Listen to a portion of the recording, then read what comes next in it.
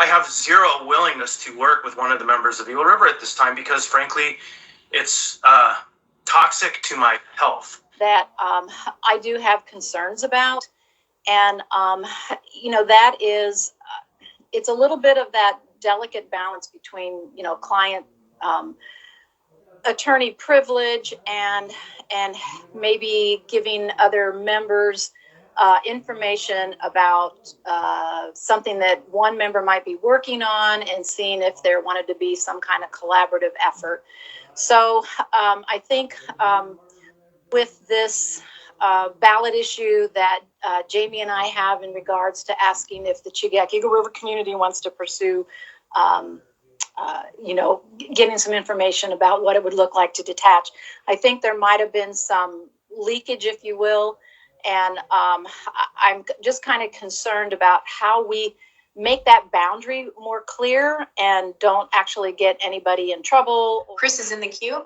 Yep, thank you. So I just want to provide a little bit of record here. I read the article on that blog that I don't mention its name, and it was completely wrong. I don't know where that author got their information from, but it was completely wrong. And I have documentary evidence that I would be happy to show you, Crystal, that I started the project in November of 2020. Okay, November of 2020. And I only mentioned it to Dean once then. And it became clear that he was too busy. And so I moved my project over to the 7th floor, and I actually worked with Jessica.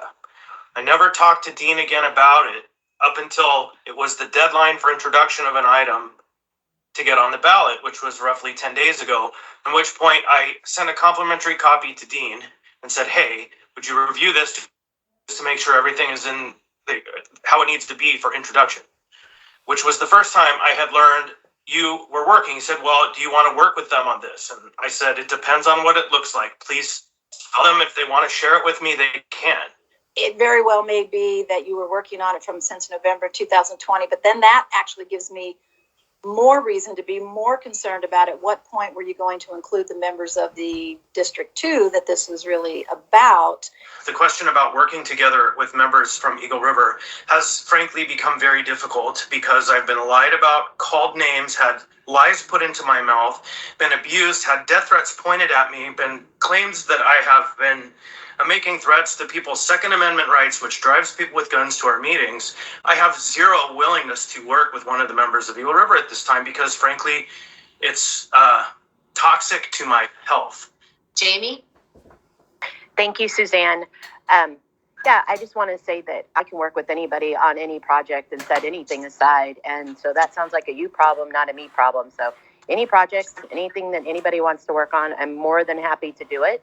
We're going to disagree a lot. Things are going to come out a lot, the community, whatever, but I'm willing to do any project that's necessarily to move things forward. In communications.